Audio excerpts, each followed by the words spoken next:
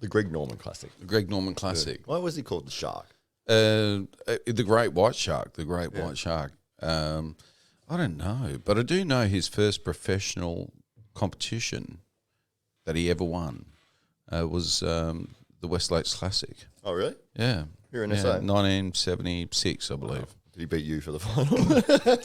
Well, it was hotly contested, and it went to sudden death playoff. Right. And third hole in, it started to rain. You're no good in the wet.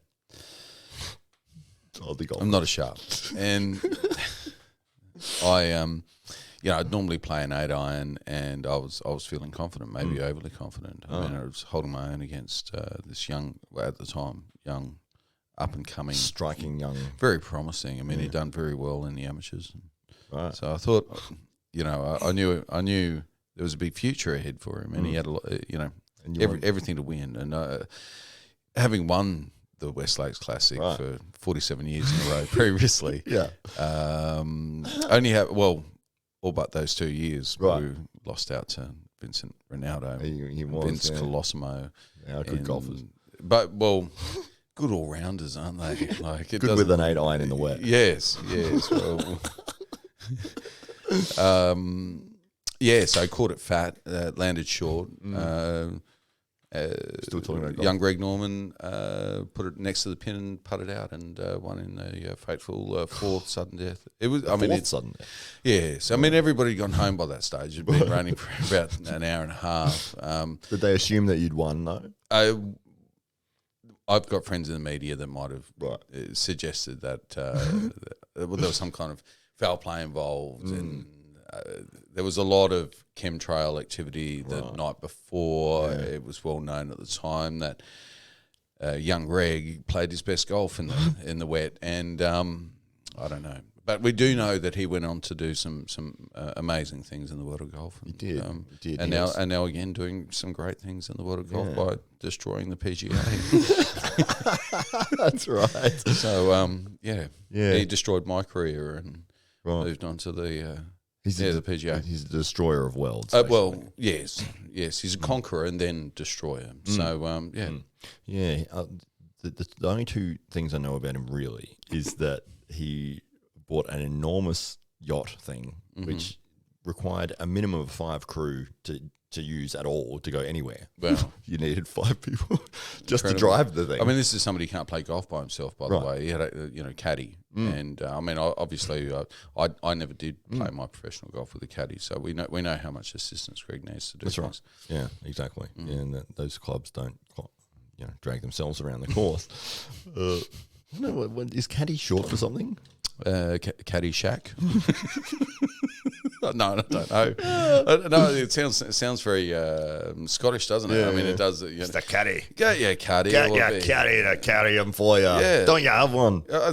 Maybe it's like some kind of it's like carry, but you know how the Scottish people kind of tap their ass or it's a caddy.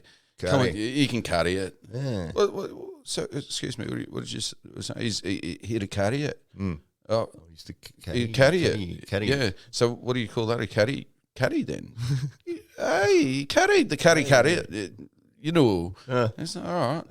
It's a caddy. They have caddies. The guys they're manservants. They call them caddies, but they dress them up the same, and they follow them around. But they're allowed to wear, the same clothes, which is different because most servants, of course, would dress a little bit downwind of the master. So very, very interesting. If you had a caddy, would you? It's the only sport with a manservant, isn't it? It is. When you think about You've it. You've got a little guy standing there ready to help at the moment. Not even a little guy. It's not even job for midgets. Is it? I mean, you'd think if there was, there's the opportunity, but no. I think it is a rule that the caddy has to be shorter than you.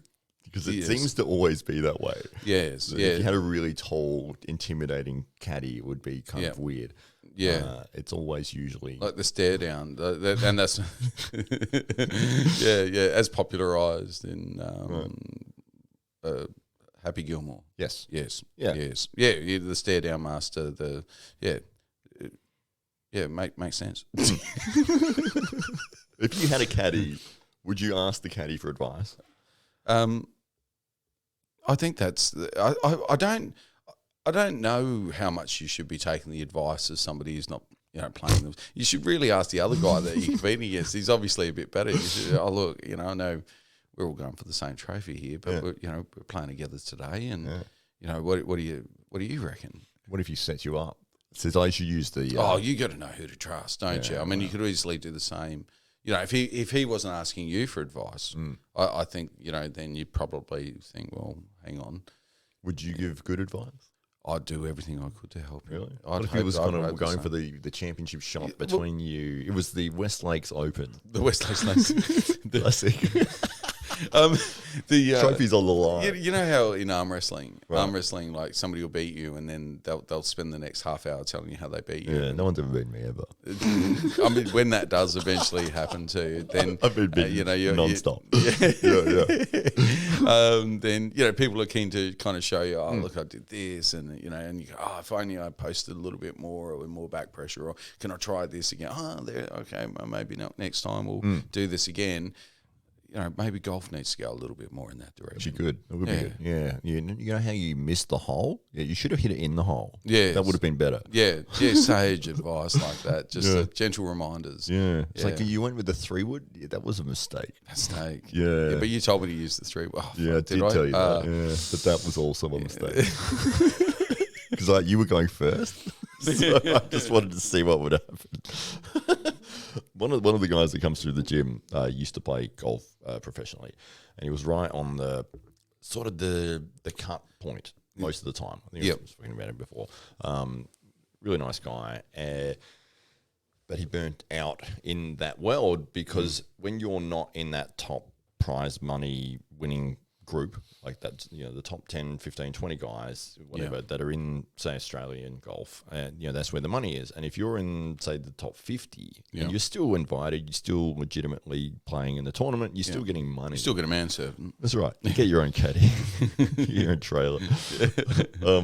But he was every weekend, all around Australia, all around the place, just constantly homeless, essentially, pretty much living out of his car, and driving hundreds of Ks between cities to make tournaments and to get a $300 check for coming 36th. Yeah. But this is what was interesting. I don't think you'd mind if I was telling this. Well, if he does, I'll delete it. So he was playing with, and I don't know golf very well, but this is what he was Greg Norman. He was playing with Greg Norman's hair. He had to give it back. He was playing with carbon fiber clubs.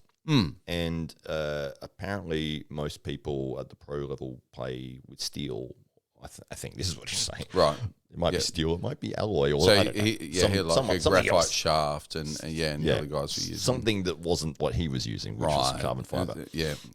And he said that a lot of the upper level guys were looking down on him for using carbon fiber because it was seen as like a beginner's sort of thing.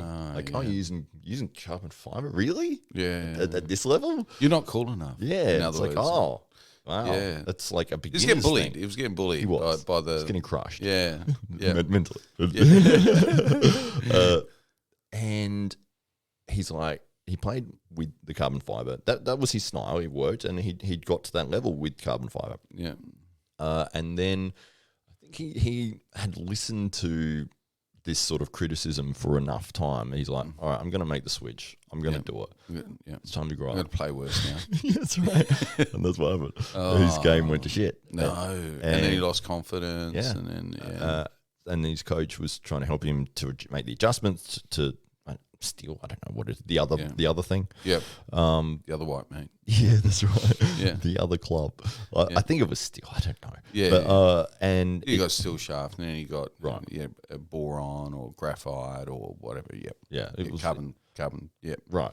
It wasn't the one he was used to. Yeah. And so the steel is less flexible, so you get less of a whip through. So timing of your swing would be different. Exactly. Yeah. So he impact. Yeah, that's right. So he had to try to relearn his, and he'd been playing with that his whole career. Yeah. And obviously, struggled, and then was, becoming like getting worse and worse and worse. And then it was like, I've got to go back to carbon fiber. Tried to go back, couldn't make the adjustments with that either. and just got really frustrated and really, pissed off, and spent like a year sort of getting worse and worse results. And he said, it was the worst thing when you would be at the tee off, and that's where the most people are standing watching. And he goes, you put your ball on the tee, and you don't know if you're going to hit this straight. And most of the time, he goes, it would go straight off, like completely the wrong way. Wow. In front of everyone. How demoralizing. Yeah. And it was not a good experience. No. So it was.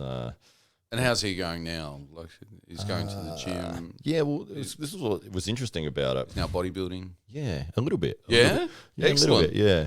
He's a nice guy. happy. It worked out. Yeah. This is what sparked it. Is I suggested something. Right. Okay. Right. About training or whatever. And that was to do with business. And he was very curt with his response. Very aggressive. Shut me down. Ooh. I'm going to do it my own way. Thanks very much for the advice. I know what I'm doing. Oh, that's fine. You can do what you want. That's all right. Yeah. I know I can do what I want. Thank you. Yeah. Oh, all right. That's I'm on the right track. Yeah. But that was the only time he's ever reacted like that. I was like, don't knock me off the track, big guy. Yeah, exactly.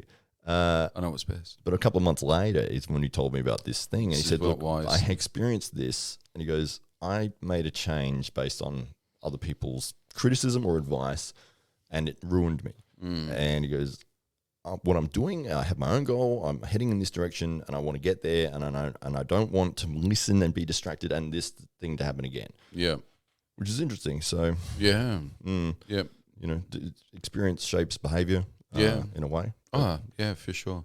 Yeah, he's conditioned in such a way, and it was such a traumatic experience for him. He probably felt like he lost his superpower. And, how do you come back from that? And, well, you kind of, whatever's true and whatever, you have to kind of double down on what you know and just stick in your lane. It's interesting, that's one way to go. And then, other people kind of look at that and go, okay, well, maybe that was a worst case scenario and is unlikely to happen again. And if people that are really successful in the space that I'm interested in are suggesting something, well, maybe I should be listening. He'd probably listen to his competitors rather than listening to people who had his best interests at heart. Yeah. And, so and now into the future, perhaps confusing those things would be to his detriment. It is funny, though, that so say he had continued playing with carbon fiber and found success with it. I bet there'd be so many people that would start changing, do that, and that would be the new norm. Yeah, it's just because somebody is doing something different. Everyone else is like, oh, it doesn't work. No, you can't do it like that. And it's like, well, he's winning. But there was a golfer, Ian Baker Finch. I don't know if you recall that name from the 80s and 90s. Yeah, he was one of Australia's top golfers there for a good 10 or 15 years. And he had an experience where he just lost his superpower, his ability to play competitive golf. At some point when he was standing up at the tee or over the ball, he didn't know which way it was going to go. And he tried to come back, and I don't think he really ever did. It just fell away. Tried to make technical adjustments to his swing, and just lost his way and just never got back into his groove. So it's really interesting because we kind of feel like form in sport is relatively a short-term thing, but it can obviously at some point there can be major breaks in form, and you just don't recover from them in a sport. It's not necessarily, I'm sure in the other areas of his life he wasn't experiencing that kind of, fall away in success, but just in that specific lane, he stumbled, but it is very difficult for sports people, and it's all that they're trying to do. So much of their identity is also wrapped up in that, and that's probably some part why you got that response, because his whole identity would have been golfer for such a long period of time, and everybody at the barbecue, at the family dues, everybody knows him as golfer, his girlfriend or whoever is intimately involved in his life would feel that that's a large part of who he is, and I'm sure he did as well, and it's a big part of your life to say goodbye to, and it's one of those things that can really eat away at the heart of an individual. I remember because I watched a lot of Tony Robbins, motivation speaker, and he was saying he was working. Tony Robbins, 6 foot 900, 800 kilo monster. But he was talking about one of the basketballers in the NBA that he was working with, whose game was just declining, and he didn't know why. Couldn't figure out every shot he shot, it would miss, and it wasn't, and he couldn't figure out what he was doing wrong. And Tony worked with him, and he broke it down to, well, what's the first thought that you get when somebody gives you the ball? And he's like, I need to pass it. I need to get rid of the ball. I'm going to stuff it. I'm going to mess it up. That was his thought program. And then he would shoot, and it would miss. And he was like, I knew it. He was making his assumption become reality. Yeah.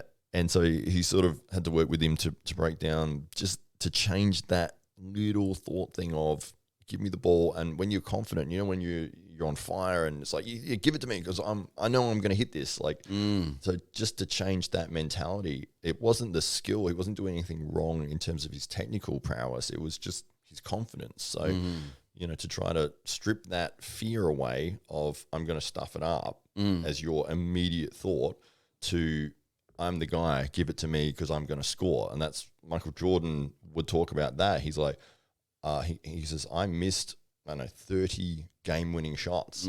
But he goes, but I got, like 400 or something. I won the game.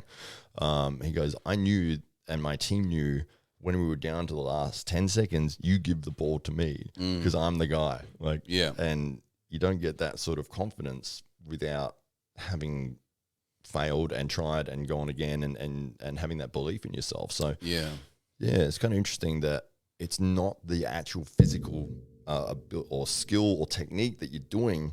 And some people just, they put it all on that. They're like, I must be doing something wrong. But maybe the swing in golf, I'm getting it wrong. It's like, well, no, you're probably thinking about it so much. Whereas before, like, how did you think about it when you were hitting it right every time? What were you thinking? I wasn't thinking anything. It was just an automatic thing, so, or I'm just going to hit it over there, and you just would. Yeah, I think it's one of the reasons why people love sports so much, because you sometimes just see people when they're on and invincible. So Brian Lara at his absolute peak. When you see an individual like that, or a Bradman. So somebody who just embodied flow state.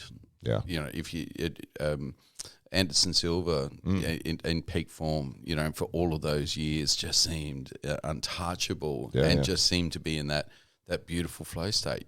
Just that there was no, he was looking at time differently to everybody else. It's and when athletes kind of hit that point where, as a friend of mine said, who was an elite cricketer, but knew he would never be a great because he'd played with greatness, and he just said, they see time differently. Right.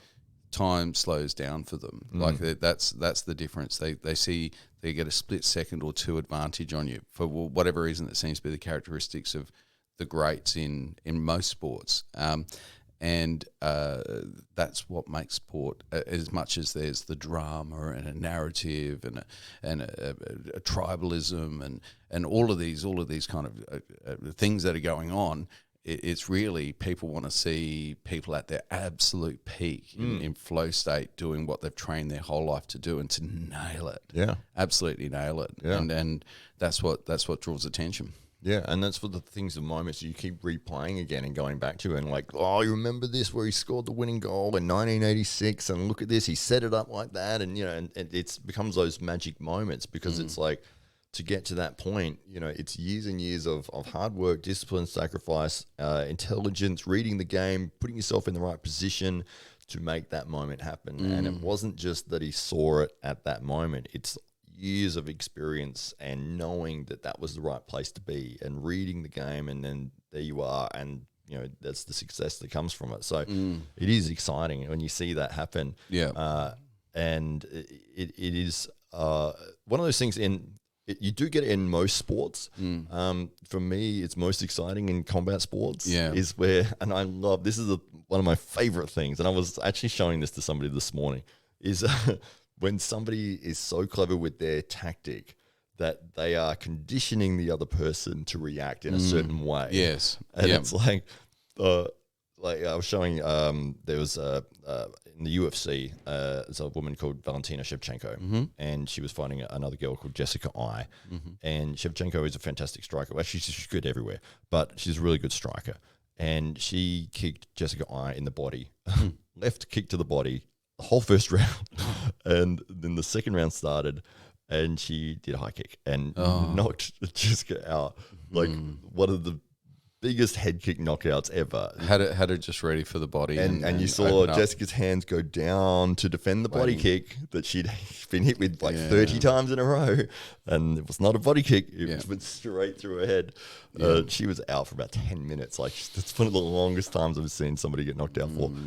And it was a crack. And I was like, but there you go. That was like, I loved it because it was like, you could see she's setting you up for this. And you can go back and go, look how many times she go body, and then bang, head. And it's like, that was the one. And it wouldn't have worked if she hadn't have done that. When you see that cat and mouse, that game played out at an elite level as well, it's all the more thrilling, isn't it? You know, it's just, it's almost like we wish for little, that feeling of, in our own lives in some small way, you know, and we can see it on the screen, we can see it being played out and in the cage or in the ring, and we just want a little bit of that sprinkled over our life. You know, get into a bit of flow state, feel better about what we're doing. You know, get in the zone, all of those things. You know? I love strategy and people being incredibly clever at tricking their opponents, regardless of what it is.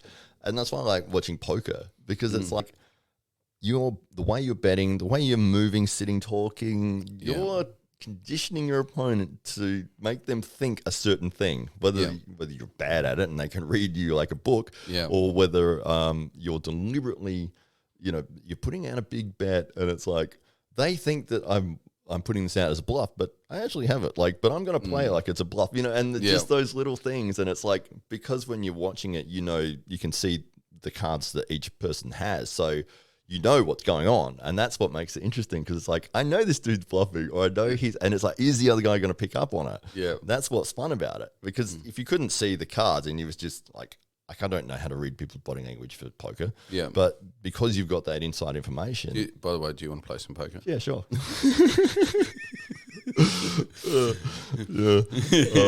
Texas Hold'em's fun. I love it. The first time I saw that was I was in Canada, and I was like, I'd never seen this before. I'd only seen 5-card start, like the normal 5-card whatever. It was on TV because in Canada there was like 400 channels, and it was like, what is this, poker? I'm like, there's 2 cards. Like, what's going on? And it was like, this game is more about the betting side of it. And I just was watching it for hours, and it was like, oh, this is so cool, because, you know, talking about all these different terms and all the rest of it, and the strategies and that are being employed, and it is more about tricking your opponent as opposed to having the superior hand. So you can have absolutely nothing and win. Because you've bet big and they think that you've got it. So it's fun. I love that stuff. Well, on that note, perhaps we'll put a little line underneath this particular episode. This has been the Daily Combat Podcast Extra for you this week. So thanks so much to all of our subscribers and everybody that tunes in every week. That's just a little bit of something special from Matt and I for this week. And just to finish things off, what you've all come to see, the double biceps are out. So thanks so much for joining the Daily Combat Podcast. I'm your host, Dave Stockbridge, here with my co-host, as always, Hollywood Matt Connolly. Thank you very much. Biceps out. Beautiful. There they are. There they are. That's what you've come to see. That's what you've been paying the super chats for. There you go. So Matt, Garage Wars has just taken place in Melbourne last Saturday.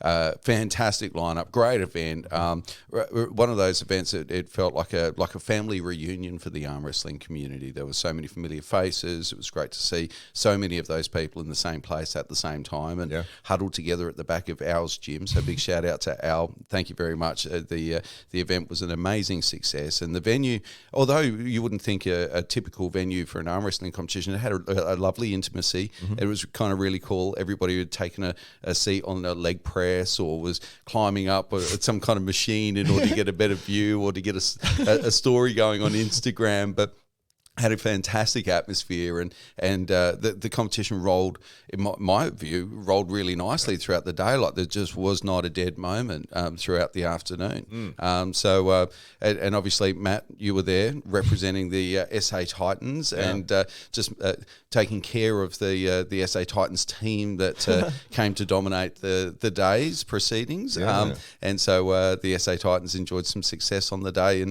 but overall, I think arm wrestling was the big winner. Absolutely. Yeah, it was great. The whole event went really well. I mean, Andy and Mario is one that sort of organised it. And you had yourself as Real Estate Agents Group was major sponsor, as well as Jake Ward, Aussie arm wrestler. So big thanks for both of you for helping assist getting that on and flying athletes over. And this episode is also brought to you by Real. That's right. Why not? Hey, you do so much for the sport. And so it was great that these guys probably wouldn't have been able to go. They were invited, and I know probably a couple of them would have said, "Oh, that'd be amazing." And so maybe the setup for this is that this was not like a tournament run, like a states competition or something. This was Andy and Mario who just reached out to a bunch of friends in the arm wrestling community and people that they really wanted to see on the table and said, "Hey, do you want to come to Melbourne? We're going to do something." Yeah, that's pretty much it. That's it. So it was invitation only. We obviously didn't get an invitation. We turned up anyway. Yeah, invited ourselves. I'm going again. No, I know them. Look at this forearm. I'm an bribe Al on the way through. Right. I know Al. So it was basically a super match series in a way. There's 16 super matches on the card. There was 2 4-man tournament sort of thing with the under 80 kilos and supers. Then super heavyweights, and there was no one in between. There is no in between. There was just guys over 115 kilos or under 80. That was it. Oh, that can't beat any of them. I literally can't. So 16 matches, guys from all around the country, and basically Andy and Mario just tried to put the best matches together that they could. They had a few that fell apart last minute, but they put replacements in. Did a great job with the replacement cards as well, replacement bouts. They did a fantastic job matching the athletes as well. So there was only a couple of really one-way matches that emerged, which couldn't have been foreseen because we were talking Hamza, who was a debutant, but otherwise very, very evenly matched with perhaps the exception of Taryn's dominance in the 4-way under 80s. Yeah, absolutely. Well, he did get pinned by Josh Barker at one point. Yeah, snuck one in there. Yeah, but he did establish dominance, absolutely. And it would be nice to see him go against some of the absolute top guys in the country in the under 80s, Sam Burnett. And there was That'd be a good matchup. Yeah, one of the guys from New Zealand that was supposed to come over. Another James? Josh. Yeah. There was a lot of combination of one of those names. Jamish. I think it was Al. So it'd be nice to sort of solidify where his position is in the under 80 kilos in Australia. But in terms of how the event ran, very smoothly. The matches ran really fast. I was late because I missed my flight in the morning, which sucked. But it's that beard. They thought you were a terrorist. That's right. Yeah. I was, but not for that time. Sure. I'm a terrorist from the future. Right. Yeah. And so I was supposed to leave at like 6 a.m. and I would have been there in plenty of time. And the original start time was like 2:30, and I had to push it back to 11:30, which I thought would still be enough, and I got to Melbourne at like 1:30, and then it already started. So I was watching it on the stream in the taxi as we're driving there. So you didn't miss a moment. I'd missed a little bit. Okay. When I loaded it up, it was Tim the Viking Graham from South Australia, which was the first match. So you hadn't. Is it? He was the first match. Oh, great. So you didn't miss much at all. Oh, okay, excellent. Yeah. When I loaded it up, it was right near the end of their match. So so by that stage, it looked like Tim was dominating. It looks like he was even showboating, right? And then decided he'd go into a hook and got caught, and then took it a little bit more seriously next time, and just unfortunately lost out to Andy, who was pumped. Yeah. He was pumped. As a matter of fact, I think he almost, or actually did faint. Yes. So excited he was from his victory, and so pumped up that he was still strapped to his opponent, Tim the Viking, Graham, and was celebrating. His celebration then turned to him calling to Tim, hold me, I'm about to go. And then they both fell backwards over a bench press and a couple of spectators. And it was a wonderful moment in arm wrestling. And unfortunately, none of it caught on camera, as far as I'm aware. So, a beautiful moment. A beautiful moment. Both men were in embrace. Only one man euphoric in victory. Right. Yeah. The other one just strapped. just waiting, like, please stop fainting. Can I go and like cry in the corner now? Let me endure my indignity, the indignity of loss, and having it's 800 kilometres. It's a long way back home. But now I'm still strapped to you. Yeah, that's right. And you've fainted in my arms. Well done. Can I have my hand back, please? Can you get off the floor? Give me my hand. The passion on display. I think that was a great way to start the day, because both athletes were fired up, and I think there was a couple of bodybuilders that were a little bit dismayed at the noise. I mean, there was both men are quite vocal athletes, and they were kind of like two big gorillas just fired up at each other, and then. One fainted, ultimately, but fantastic way to start the day, and it just rolled on. There was just every match was you can take your eyes off the table. That's right, exactly right. Yeah, it was just like, what's the next match? Oh, I want to see that, and then the next match. Oh, I want to see that. It was just next time, next. Very fast paced, and the matches were refereed really well. Good overall feel, like that. Everyone was respecting each other and respecting the referee. These guys are the best in the country, really. In some respects, you didn't have the absolute elite guys there, but there was a good array of top five guys across most categories. Yeah, for sure. Some of the best guys in the country there. Very respectful. They know each other, and they would have faced each other for years. So there's a lot of mutual respect. A lot of camaraderie. Like it's a beautiful sport in that regard. Everybody, although it's been maybe some time since people have met each other in person, or so many of the people I've never met in person before as well, including Jake, for instance. So, you hadn't met him in person? Hadn't met him in person. Right. So I mean, we were talking for some time before we worked that out, of course. So, because of the familiarity now of the internet, and some people watching the podcast, and of course, we're watching their content. You kind of feel like you know the colour of their undies, and then and then you turn up, and there's this beautiful familiarity and camaraderie, and just a really kind of a cool bunch of people to hang around with for the afternoon. Yeah. Did you get that feeling? This is the first time it happened with me. Was when in the Over the Top tournament in the Gold Coast earlier in the year, because hadn't really travelled outside of South Australia for the last couple of years because of COVID and all the rest of it, and definitely not for an arm wrestling event. Because I'm not at that high caliber enough to go, I'm going to go into state and get slaughtered over there.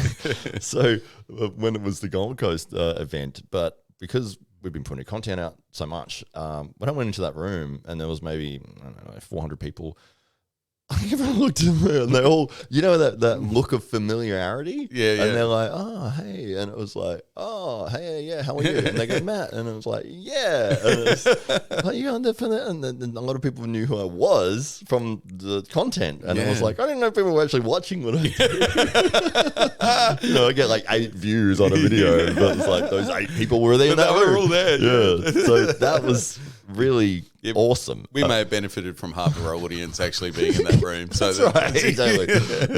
And only because I've been guest on the podcast before. That's right. Yeah, exactly. But did you have that? Because I got that same feeling again on the weekend just gone. Walking into Al's gym, and because I was there a little bit late, everyone was already there. Walked in, and then it was like everyone's turn and gone, and it was like, hey, I'm happy. This is weird. It's really cool. I'm going to sound completely arrogant here for a moment. I kind of have like a very low, like not even a D class level of celebrity, like in that, like that I'm constantly, I'll constantly, very regularly, like on a weekly basis, I'll have people start talking to me like they know me, and I've got no, like I can't work it out, and then I realise I've not actually met them. They've just seen they've just seen one of my videos on Facebook or whatever, or people just come up and talk to me out of the blue, and and because I've literally as my career is not just a ring announcer, literally just yet, I'm a real estate agent. I've literally done 10,000 open inspection. Yeah, is that where the real comes from? Oh, it all makes sense. Right. So it's people are constantly coming up to me and starting conversations and letting me know what's going on with their mum and. Yeah. So you're sort of used to that, in a way. In some way, yeah. So I'm never quite sure, and so in this context, I don't know to the extent that was.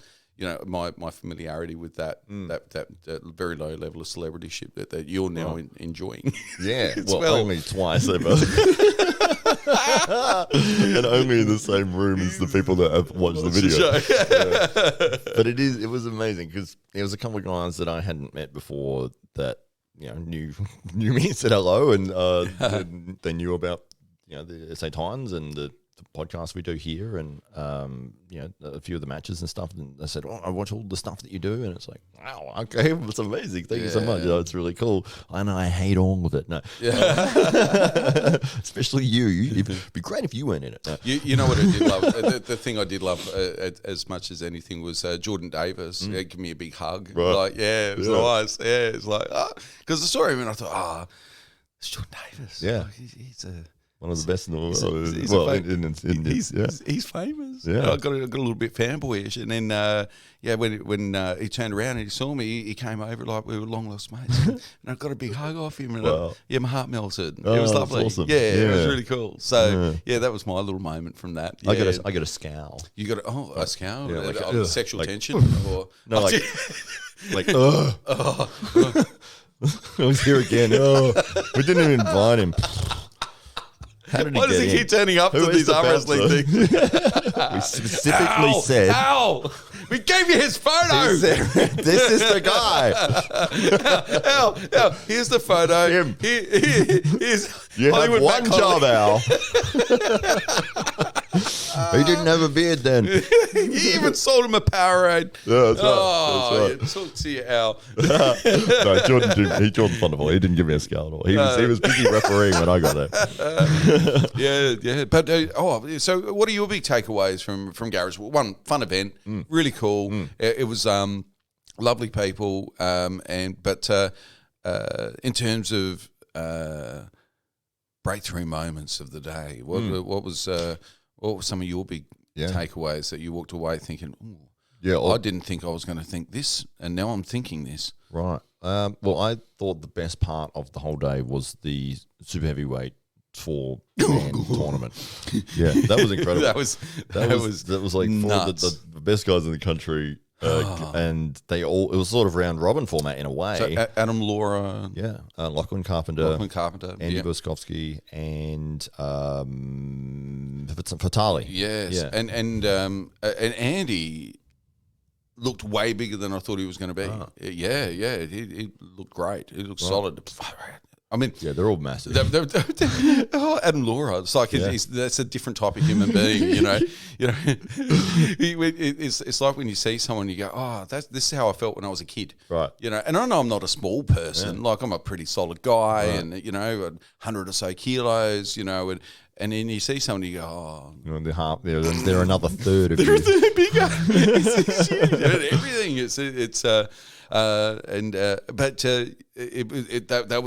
That was brutal. Yeah. That was brutal, and no one wanted to back down. I mean, you had the alpha gorillas on the table, and nobody wanted to walk away a loser. It was insane. It was primal. I loved it. Yeah, it was so close between all of them as well. Like every match, it could have gone either way. Yeah, that's right. Yeah, any one of those four guys could have won. Yeah, Fatali ended up taking it out. And he's been on a bit of a tear lately. I know he had an injury with his bicep a couple of years ago, torn bicep, which is obviously come back from. Yeah. How do you feel about having done that to him as well? Yeah, sure. I feel great. Well, remember Jordan Steffens on, and he'd torn his bicep on both arms, but two separate incidents. One, the most recent time that he had done it, he was practicing for the circus, hand balancing. Oh, yes. The girl that he was balancing sort of slipped. Yep. He went to catch her, and he had his arm on the ground, and she landed both feet right on the arm and just. Ow. Doesn't stop him doing it, though. No. I see him every day on Instagram throwing some girl in the air and balancing some dude on his shoulders. Against their will. Flipping an elephant or something. Yeah, absolutely. No, he's great. He was our first guest on the show. Yeah, we've got to get him on the table, I think. Yeah. So heavyweights, fantastic. For me, breakthrough moment, Hamza Hodgic. Hodgic. Sorry, Hamza. Sorry, Hamza's mum. I know she'd be more upset. I called him Harmer. Harmer? I called him the wrong name 3 times in a 1-minute video. I said his nickname's the Hammer, so I went to say Hamza the Hammer Hodgic. And you said Hammer the Hamza Hodgic. And then I messed it up again, and then I called him Harmer. But I didn't know that until I went back and watched it. And I was like, oh, God. Yeah. He knows who he is. But yes, he was your big takeaway. He was my big takeaway. A young man from South Australia.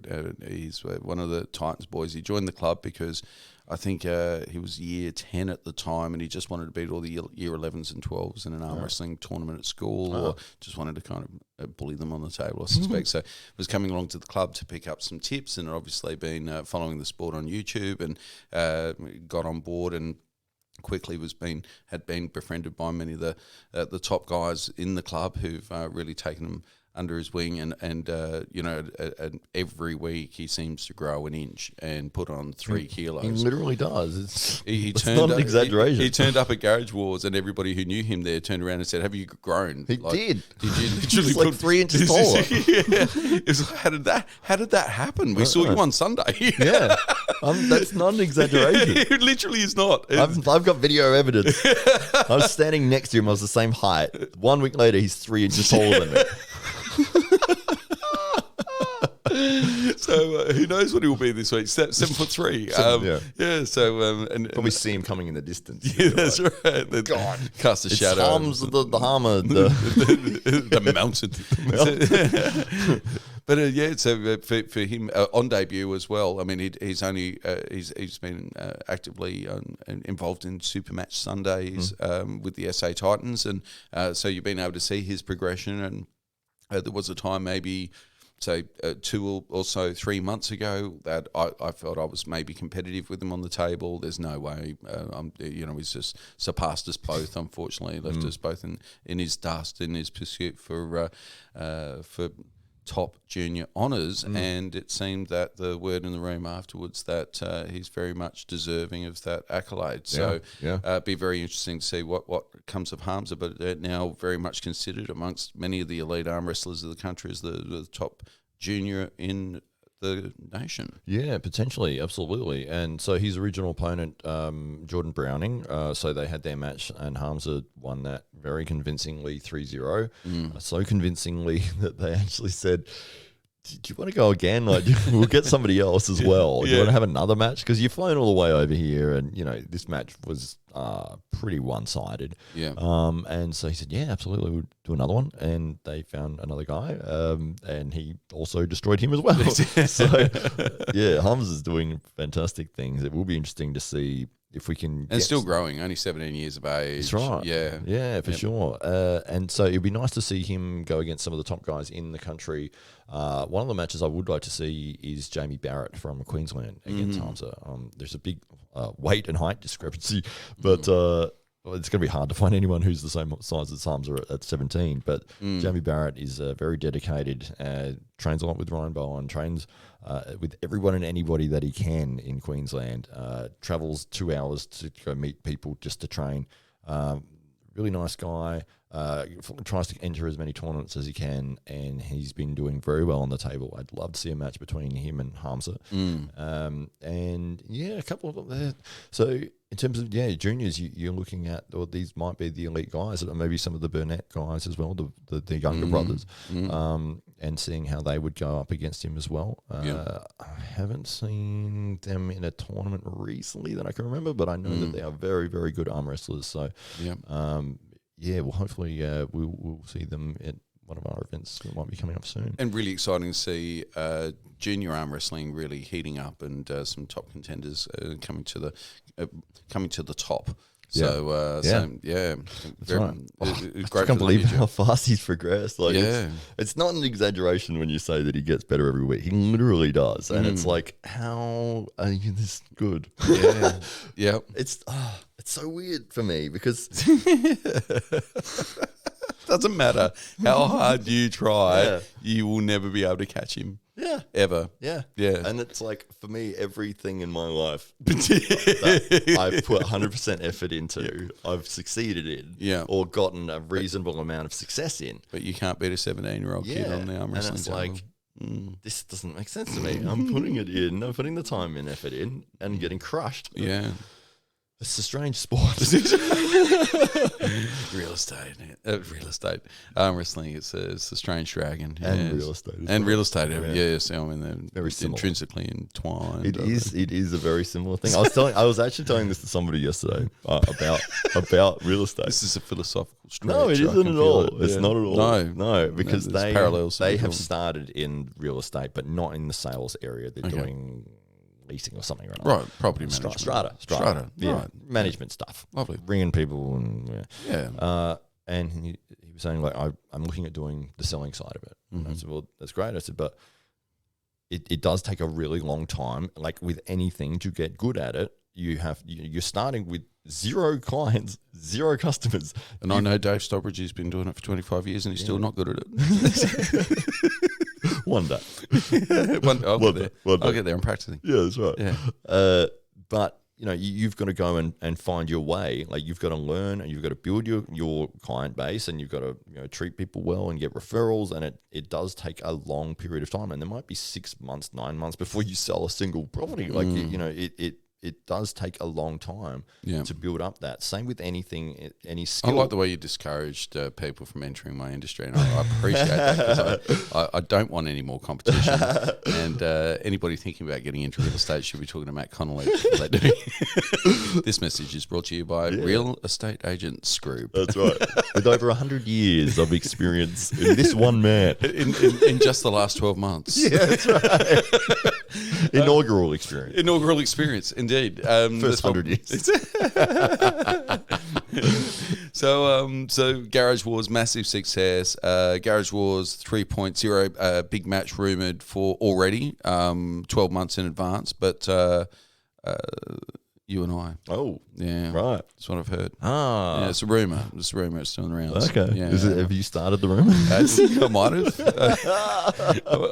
I might have been asked to get it. Would you do it? And of course, I am not of a standard that would be fit. But I did say I'd take you on. Yeah. So, yeah. Oh, I called you out via message back to Andy. I called you out. So, good. I mean, now I'm doing it now. Oh, okay, that's right. Yeah, I hope that's... It would be an honour. It would be great. Yeah. I know it would be a lot of fun. I kind of feel like I'm being rude, but yeah. No, you're fine. Okay, yeah, it's great. We're going to do it? Yeah. Yeah, we can do it. Right. Absolutely. Because it will be a lot of fun. We'll do it for charity. Yeah. But we had a bit of a go which I didn't realise was being streamed. So halfway through, I think Jake Ward just needed to rest from momentarily. Like, it was like 10 minutes to give the refs a bit of a break and everything, and everybody had kind of dispersed away from the table, and you and I looked at each other as the table became available and quickly gravitated towards it. And it apparently it's seen by whoever was happened to be watching on the live stream. So I didn't know that they were still recording. We were messing around, being stupid, jumping on the table. And then it was like, I think 7 minutes in or something, you're like, it's still being filmed. And I was like, what? But yeah, some of the things that you were doing there were really quite technical, and your game has improved a lot.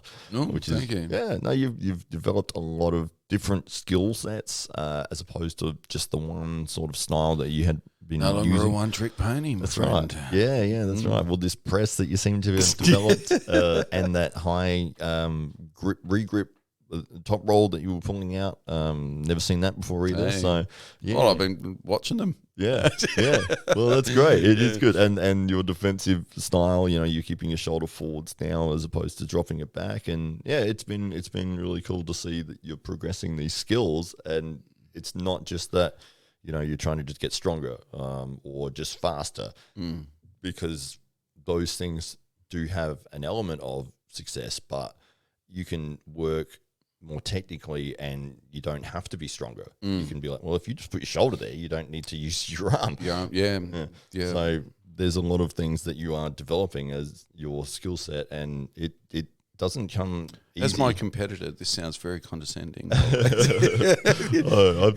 I'm not worthy of trash talk, just encouragement. No, you're doing really, really well, Dave. Yeah, you're doing great. Yeah, this will be a good match. Yeah. You keep working on your technique. You keep doing that stuff you're doing because it's really good. Champ. Sport. Nothing more condescending than being called champion. Yeah. How you going, champ? How are you, champion? All right. Yeah, I'm all right. Yeah. You winning? What do you say to that person? What makes that? Yeah, mate. No, everything's good. Yeah, good. No worries, mate. Yeah. That's all you can say to that. There's no, because it's rhetorical, isn't it? Yeah. I like to drop in as many references as I can. I'll be like, yeah, champion, how are you? All right? Yeah, go on, copper. Yeah, all right, mate. Yeah. Good on you, turbo. All right, then.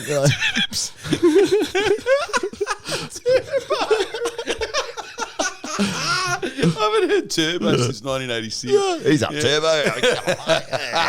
Come on, Tiger. Don't get fired up, old turfs. Yeah, that's right. Come on, sport. Tiger, and you try to bring him. Oh, big guy, look at the big guy over here. Hey, don't get upset, big guy. Come on, mate. It's just a joke. Chief is good. Chief. Chiefs is all right. It's a little bit of reverence associated with Chief. But Champ, it's just condescending. I love Champ. I think Champ's great. I'm the champ. I'm the champion. Legend can rub me up the wrong way on occasions as Legend, well. Yeah, well done, Legend. It's not, I feel you're being disingenuous. Legend has gone from pulling a sword from a stone to returning suddenly with an unexpected bag of chips. Legend. Yeah, legend. So that brings us very nicely to an upcoming tournament happening right here in this very building. So we are in the Imagination Building in Adelaide, Hyde Street, right in the epicentre of the Innovation Precinct, and we are very proud to announce that this is the venue for our upcoming tournament. Yeah, that's right. The Matthew Connolly Classic. We're still working on the name. Yeah, I like that one though. Yeah. Well, it was the Greg MCC. Greg Norman Classic. So that will be taking place on October the 9th. We're going to be having multiple weight classes. It will be a double elimination tournament, so under 70 kilos, under 80 kilos, under 95 kilos, 95 kilos and above. So you can enter any of those divisions as long as you meet the weight requirements. So if you're 60 kilos, you could potentially enter all of them. And when will be the weigh-ins? So we'll be doing that when we figure out when we're going to do that. We're still in the planning stages of a lot of this, but it will be taking place here on October the 9th, and we'll be live streaming as well. We'll be figuring out which channels we're going live on, but more than likely we'll be on the Hollywood Matt Connolly YouTube channel and Facebook page, as well as the SA Titans Facebook page. We'll be... Maybe even on the Daily Combat podcast page. Yeah, that's right. Maybe. We'll have to speak to we'll have to talk to the boss. Charge. Yeah. Get their approval. The rubber stamp. There's a form. Champion. Yeah, the champion's nod of approval. But it should be exciting. So this will be our second event for the year. So we had the Real Cup earlier in the year. Yes. And I'd almost forgotten. Right. We did. Yes, your event. That was earlier this year. That was the Real Cup. That's right. That was an amazing success. It was great. Yeah. We've had some big things happen in the club the last couple of years. Haven't we? Yeah. Well, thanks to you, a lot of it has taken place. You're a pretty hardworking young man. Yeah, so well, champion. Sport. Sport's great. I always forget to use sport. You want to use sport, and then when you it. use champ, and you go, sport would have been so much more appropriate in that moment. Yeah. I do like sport. Or muscles. See if we got muscles. Oh, I don't mind muscles. Yeah, that's I find that muscles is affectionate. Yeah, especially if you got some muscles. Yeah, you're like, you noticed. Thanks, you noticed. Yeah. Good on your muscles. Yeah, you got your muscles. Good on you. No, I like muscles. Nothing wrong with muscles. Yeah, absolutely. But so so the tournament, Matt Connolly Classic, it's going working title happening here at Moonshots, and weight classes. How can people perhaps register for that? Yeah, so we'll be putting out all the details soon as we've got our sort of marketing material together, which should be the next day or two, and we'll be putting that out. We'll have a big launch in about 2 days, I'd say. Absolutely. Yeah, for so sure. With all the details lined out. It's bringing tears to my eyes. Oh, wow. Yeah, it's a very emotional moment. It is a powerful, powerful thing. Yes. But it will be interesting. I was just thinking back to the Real Cup. They were good times. You didn't get to compete in that. That's what was frustrating. I didn't get it's your own tournament. I didn't get to compete. I didn't even get to watch much. It was part of the Apex Sports Festival, which is why and Dave obviously being the ring announcer was busy. Stadium announcer. The whole day you were running around explaining different sorts of sports that were going on, and being an expert in all of them. Having performed at an elite level in all of every the one ones. of them. Yeah, strongman and jiu-jitsu and tiddlywinks. I think that was a special. That was behind the rugby. Oh, right, yeah. Actually, funny enough, we would go tangents, but I saw wiffle ball as a sport like the other day on YouTube. Right. It's baseball with a stupid ball. Right. But the ball is kind of cool because the ball curves so much in the air. So when the pitcher throws it, it literally like curves. Incredible. And the guys will still smack the crap out of it. Like they're that good at hitting it. And it still goes far, like whatever. But just that variation was like, this is cool. This is more interesting. It's wiffle ball. So Daily Combat podcast could be covering more of these types of sports. Yeah, I think it's going to be wiffle arm wrestling. Okay. It's a hybrid. That's right. Yeah. Get a piece of straw. No. So no, it will be a good event. We've had a lot of success running the last couple of events here. Had some really good competitors that have come from around the country. And we do use a double elimination format so that people don't, rock up and get crushed and then, thanks for coming. At least you do get a second opportunity if you do happen to run up against Taryn in the first round. It's worth hanging around for a little bit longer. Yeah, exactly. And one of the interesting things about it is that we have had demand for an under 70 kilo class, which we haven't had in the past. Normally it's always under 80 kilos is the lightest class that you can get, because if you did do an under 70 kilos class, it'd be like one person maybe, but you're dieting it down this year. That's right. My left leg is going to enter. So we've got a bunch of guys in the club that are in that weight class, and they all said, we're breeding very small arm wrestlers here in South Australia. That's right. They're cute. They're like, you can carry them in your handbag. But they're lovely. But guys like Connor, the commander. Wow. Ryan Dalton. Connor's so strong. He's great. So strong. On that left, oh my goodness. Absolutely. He was undefeated. I think he won like 12 matches in a row on his left, which is just ridiculous. Against like a lot bigger opponents as well. Yeah. And Valera, the Fortress. Oh, yeah. Wow. Yeah, that kid's got such strong hands and arms that, I mean, you just don't expect to see it. That's right. Are there rock climbing background? I think there's some sort of some climbing. Kind of, something.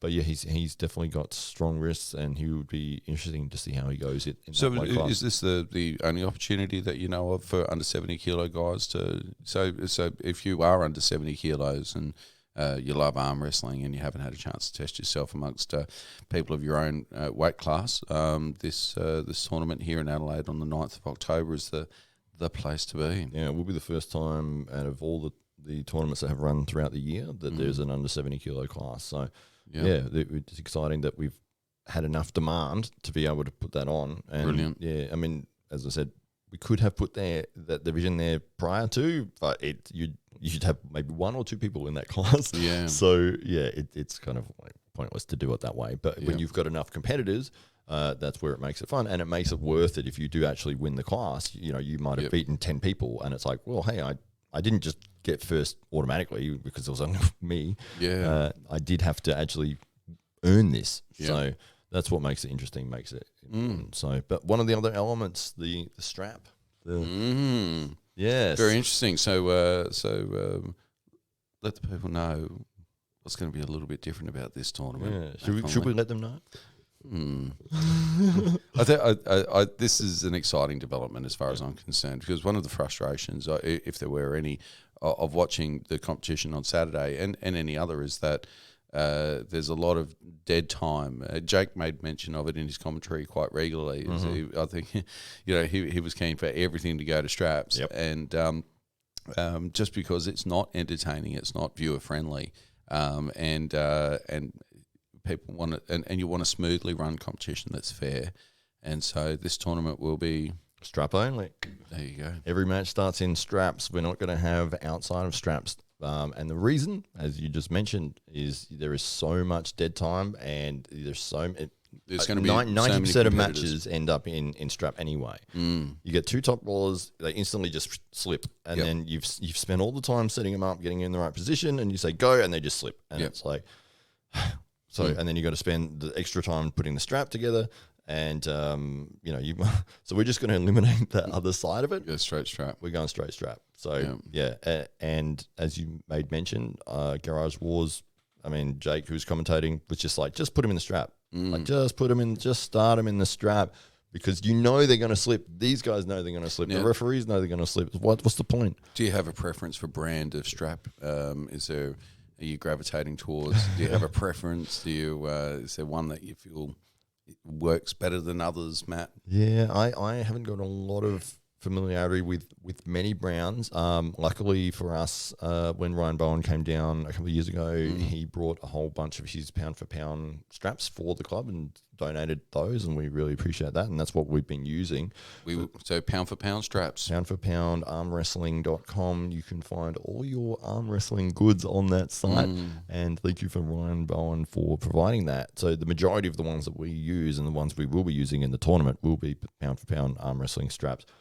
So if people want to practice at home, and they want to get the feel for the straps, they want to head over to Ryan Bowen's website now and get themselves just maybe one or two straps, just in case one breaks. Yeah, I mean they're fairly cheap. One. You want to get the feel.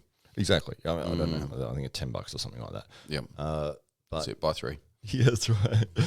There are obviously other brands of strap out there. I haven't had a lot of familiarity with the other ones. One of our club members, Lass, has brought a Mazarenko strap. Obviously, Igor Mazarenko is one of the big guys in the European arm wrestling world, and it's a slightly different style, but it seems to be shorter for some reason. So every time that we have used it, it's like I'm putting and it's like, oh, this much to tighten. You got no leverage on that. Yeah, that's right. Whereas I'm used to having like a meter to go. Yeah, and that's why we'll be using pound for pound.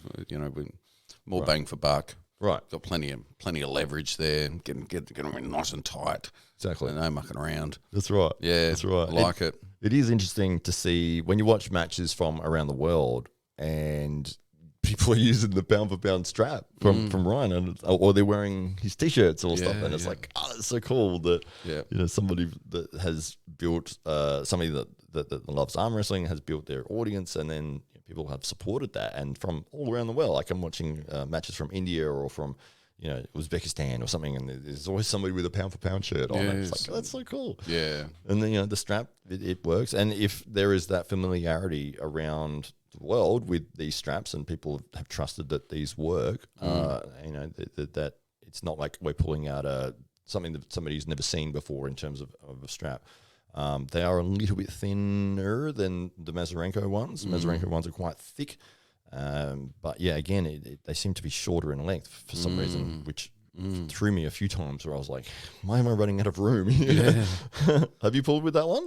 No, I refuse to. I'm just pound for pound. That's it for me. Just throw it across the room. Like, yeah. Get out. I don't entertain it. Right. Yeah. Spit on it. So pound for pound, straps, straight to straps. Yep. I think that'll be a crowd favourite, and good for the athletes. They can prepare now if they're thinking about being a part of this competition. Then start practicing at straps in your clubs now, and get yourself ready. Yeah, will be 54 Hyde Street in Adelaide is the location. The Imagination Studios building, or the Moonshots. You can come into our studio right here, and if you're around, we'll actually keep this all going so that we can even sit down and have a chat. And you can enjoy the studios here. We'll sign something for you. One of our posters that haven't been printed yet. Yeah, we're still finalising everything. So yeah, this is we've got the date, we've got the venue, we've got the weight classes, we've got double elimination, we've got the straps that we're going to use. We are going to be doing strap matches. The other elements, obviously, naming the tournament. That Connolly Classic. And just little simple things that, what time we're starting and all the rest of it, weigh-ins and that. But the information will be forthcoming once we've sort of ironed it out and made sure that this is going to work. So, yeah, it won't be far off that announcement. No. So stay tuned. There's still more to come. And really looking forward to that. I think it'll be an outstanding event, and really looking forward to seeing so many of these familiar faces that of the arm wrestling world descending upon South Australia to walk away with the prize, the big prize, the big one, the to be announced prize, the huge big prize. The prize, yes, that's right. It's just going to be like a meat pack, right? Yeah, like you might get at a pub raffle, something along those lines. Or the one at Coles for $20. No, it's mostly just made up of offal. I've never eaten it and I've refused to. Yeah. Well, no. No. What if it came with a Mazurenko strap? That's fantastic. But yes, we will be doing that October 9th. Look out. We'll be making the announcements. Hollywood Matt Connolly Facebook page, stay tuned to YouTube channel, and the SA Titans Facebook page as well. Yeah. It's very exciting news, Matt Connolly. I really am looking forward to that. I think it's going to be an amazing event, and really looking forward to hosting some of Australia's finest arm wrestlers here in our fair state. Yeah. Yeah. Are you competing? You're going to have a supermatch? No, I'll be suited and booted. Yeah. So you versus Jake, maybe? Yeah, both suited and booted. Yeah, that'd be good. For left hand. Yeah. I don't have 100 He's grand. quite good on left hand. Yeah, he looks strong. But you don't get that third place trophy by. No, I don't have the money. Yeah, it's the greatest prize in arm wrestling. It's the most exclusive, most electrifying trophy in all of sports entertainment. And it seems to be just strictly by invitation too. Like there's a whole process involved. I've looked into it, and first and foremost, you have to write a letter of of intent. Yes, and then he'll get somebody to get in contact with you or your representatives to flesh out the finer details. Right. So in my case, it was just a letter saying no.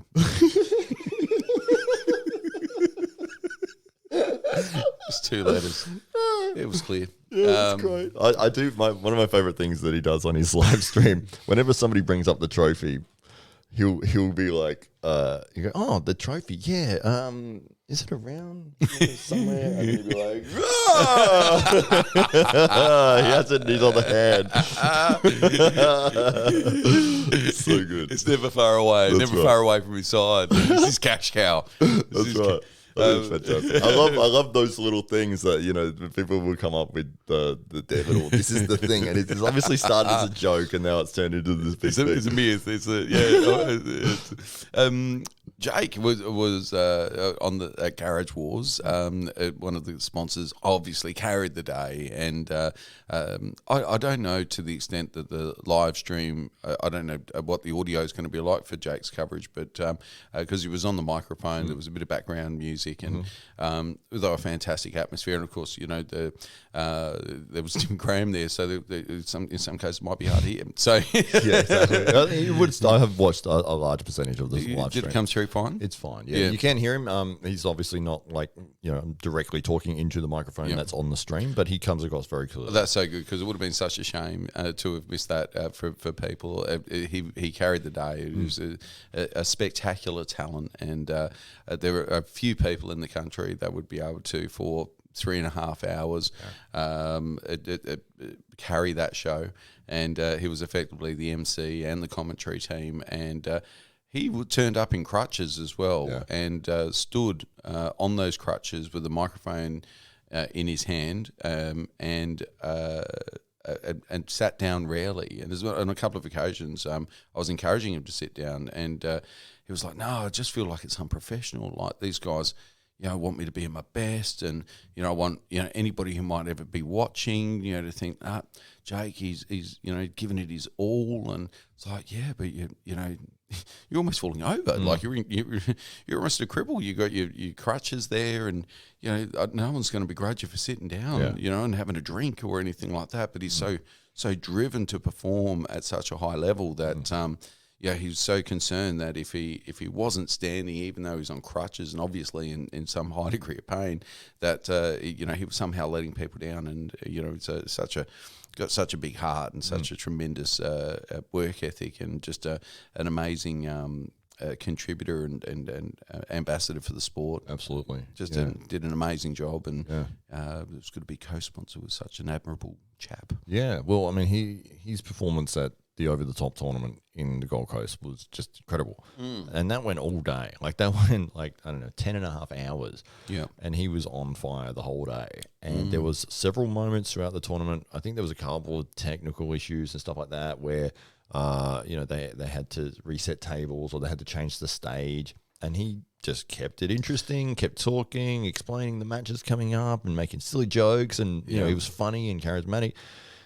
To keep that up for a period of time, that's a talent. Like, that's a skill. Yeah. Not many people could do that. You might be able to get on there for a couple of minutes, but to do that for 10.5 hours and be funny and be entertaining, be interesting, and keep the audience engaged, because when they changed it to the final 8, they literally went from 4 tables to 1. So they had to remove all the other tables and then screwed the one table into the middle, and that took, you know, 15 minutes or whatever. And everyone is there to watch the finals, and they had watched the top sort of 20 get whittled down to 8. So everyone's invested, and then it was like, okay, we're going to take 15 minutes to reset up this thing. And he was able to keep everyone's interest. No one was standing there going, ugh.